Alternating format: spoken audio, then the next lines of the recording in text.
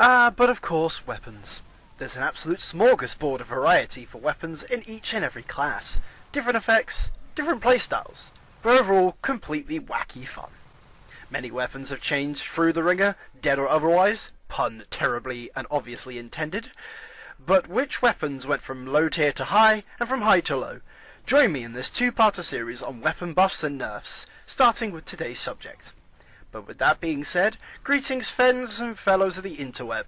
The name's Captain Inn-Zhano Esquire, and this is 5 average to terrible weapons that got buffed.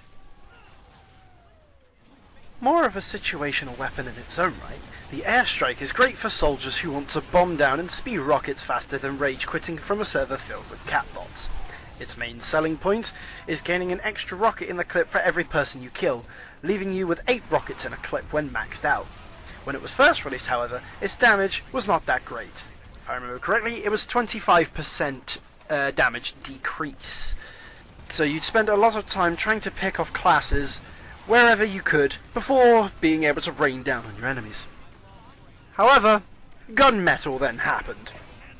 During gunmetal, the Airstrike got a damage buff. While still in the negative zones, the difference was much better than the one we had previous. Soon, scores of soldiers began equipping this, and the base jumped to maximise the faster rate of fire from being airborne, and these guys terrorised some of the servers while all the hype was still going. Nowadays, the Airstrike got a little bit of a nerf in Tough Break, but it's still a very fun strat to use. Maybe not as effective anymore, but this weapon is still respectable, and very fun to use.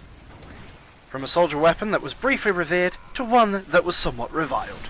The Black Box, originally on hit, used to gain you back 15 health per shot. That was successful. In recent years that got buffed up to 20 health per shot. Now while 20 health per hit does not sound like much to the common gamer, in TF2 it can really swing the edge of a fight your way, as no matter how much damage your enemy is dishing out, you can get a rocket shot in, knock their health down whilst bumping yours back up. Some people even combine this with a conch for the infinite health strat, which is one of the main factors as to why this weapon is so hated in conjunction with the conch when both are used together. Will this weapon receive a nerf in the future?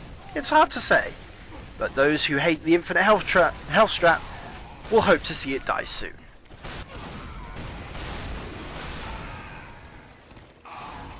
Now for this one, I'm lumping 2 scout weapons in at the same time to get them both out of the way.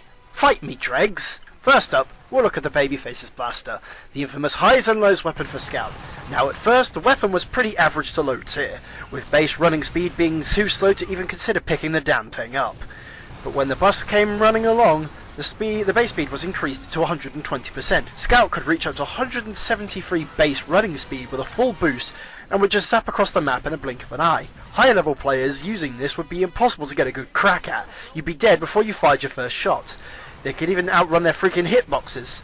They could be that fast. Of course, we know about the nerfs, but that's for another day, friends. Moving on to the Pretty Boy's Pocket Pistol. At first, this weapon used to have a plus 15 health increase for Scout, which is great, but more damage taken from fire sources. Then when gunmetal came along, this was changed to have only a plus 3 health regain from each shot fired. But you'd also take a 20% increase in damage from all sources, which made this thing absolutely worthless. But thankfully, they've changed that in Jungle Inferno, with it being an increase in 7 health per shot, but not only that, you could also get really faster firing speeds, increased by 15%, but with a smaller clip size of down to 9 instead of 12. Whilst it may not be the best secondary weapon for Scout anymore, it's still streets ahead of the terrible weapon we were given in the gunmetal update almost 3 years ago. And lastly, we have the Spies Big Earner. Now this weapon is still mostly unchanged from its original state, but there's one thing now incorporated into it which really stands out for me: the speed buff. Now to set the ball rolling, this weapon puts Spy at 100 health. For Spies, this can be a death sentence, as some demo pipes and soldier rockets can now instantly one-shot you. So being careful is the main concern for the Spies in the question. However, you will get a 30% increase in your cloak meter for a successful backstab or butter knife with this weapon.